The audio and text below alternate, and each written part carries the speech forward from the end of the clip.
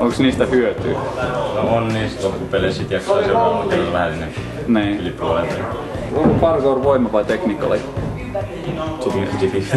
50-50? Ei oo tämmönen Yamakasi 90-10.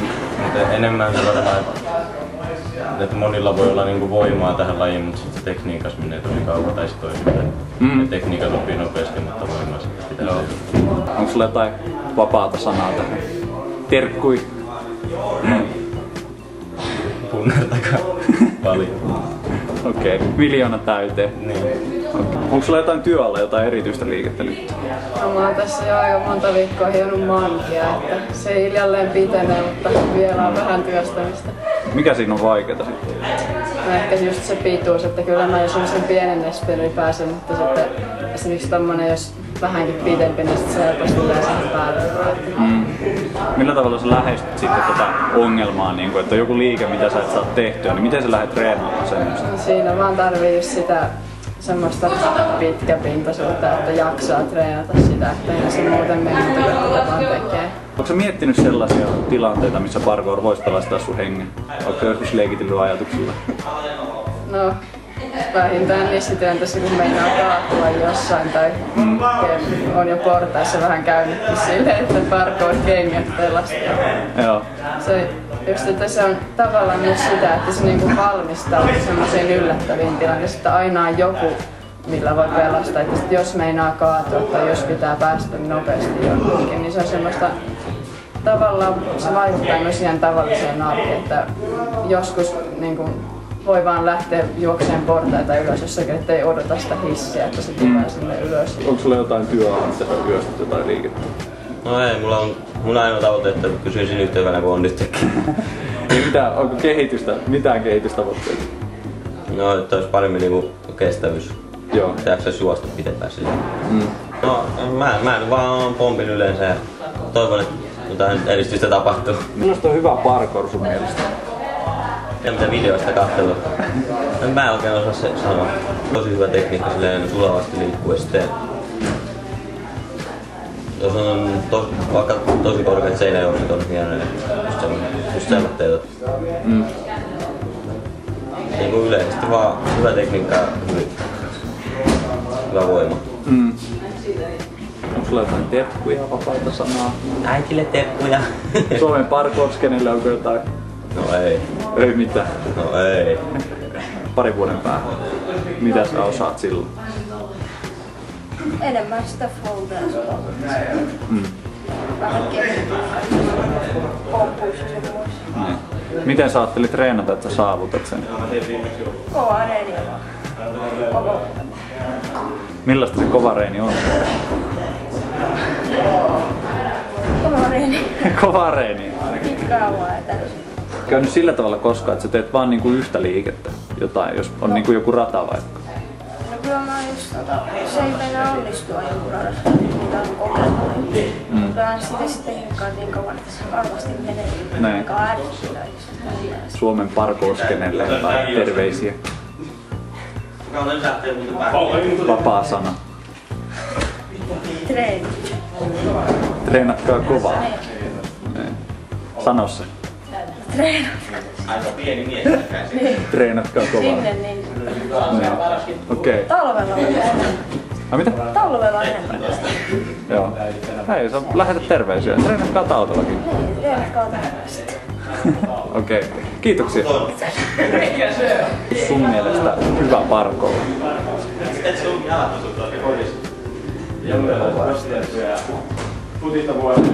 Pitää harjoitella oikeasti joka päivä, jos pystyy. Ei liikkua mahdollisimman paljon. Pitää vaan treenata. Jos ei osaa jotain liikettä heti, niin yrittää sitten jälkeenpäin. Mitäs sulla nyt on niin kuin viimeisen vuoden aikana kehittynyt sun oma treeni?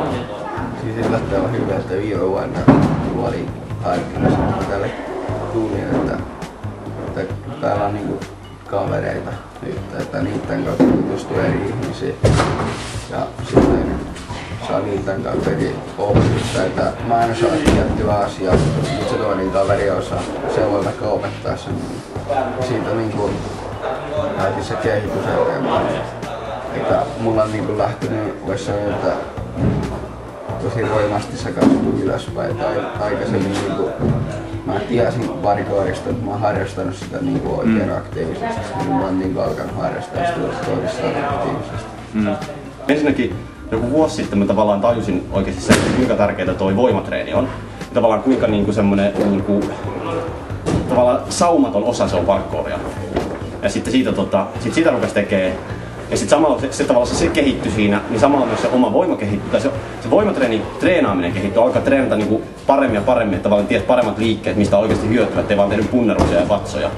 Ja sitten sit sitä myötä tavallaan se voimatreeni kehittyy, sitä myötä voima kehittyy, niin se tekniikka parani ihan tosi paljon. Ja sitten kun se paranee tosi paljon, niin sitten innostuu ihan hulluna siitä tekemisestä. Ja se niinku harjoittamisen motivoi tosi paljon. Sitten tulee semmoinen ihan niinku addiktio siihen niinku treenaamiseen. Ja mä ihan ymmärrän kyllä sen, kun monet on silleen niinku addiktoitu tähän hommaan. Toi on hyvä kysymys sen takia, että tossa voi hyvin niinku todeta sen yleisen niinku harhaluulon. Että se on sekä tekniikka että voimalaji, mutta ne ei ole millään tavalla niinku ne ei eroa toisistaan. Et ne on vähän niinku semmonen, sanotaanko, että mitä voisi sanoa, että niinku, ne on niinku Centaurissa on niinku ihminen ja hevonen kiinni. Niin se on vähän sama, että se voima ja tekniikka parkkoon. Ne on niinku Centaurit, ne ei ole niinku mies ja hevonen, vaan se on niinku yksi semmonen niinku kokonaisuus. Ja se toimii niin, että kun sä treenaat voimaa, niin se just, että sä saat enemmän niistä nyansseja irti. Ja se ihan sillä pelkällä voiman treenaamisella se tekniikka paranee. Koska sä saat sun keho tavallaan niin tottuu enemmän semmoiseen niin voimakkaaseen liikkeeseen. Niin sit se tekniikat tulee helpommaksi, niin niitä saa sillä tavalla niin saman tien niin huomattavasti paremmaksi. Ja sitten taas tekniikat, niin et sä voit treenata tekniikoita samalla, että sä treenaisi tavallaan sun kykyä käyttää sitä kehoa. Ja mikä on sama, kyky käyttää kehoa niin on täsmälleen sama kuin voima. Et voima ei ole niin se lihaksen koko. Sekin kyllä auttaa ja sekin vaikuttaa siihen voimaan. Mutta voima itsessään on se kyky onnistua niin liikkumaan sillä keholla. Parkour on se tärkeää, kun sä aloitat.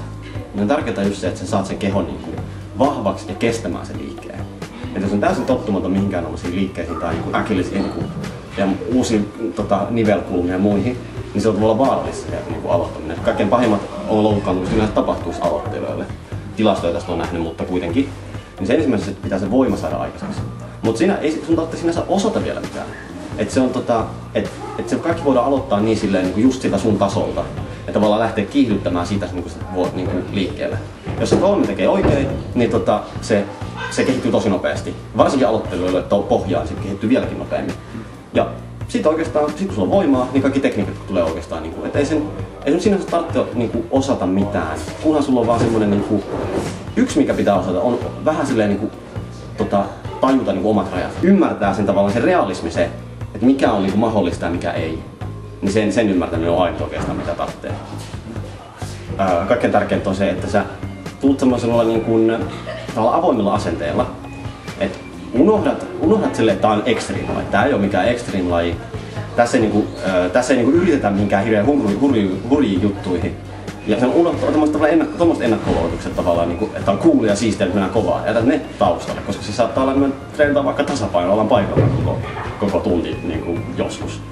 Ja toinen on sitten pelot, että ei kannata ei mitään pelkoa siitä, että pitää hypätä katolla toiselle tai pitää onnistua kävelemään käsillä monta kymmentä metriä tai kaikki tämmöiset, että mitä mun pitää osata, niin ne voi jättää ihan hyvin pois. Semmoinen asenne, että vitsi mä oon hyvä, että mä oon niin hyvä, että mä näytän niille kaikille.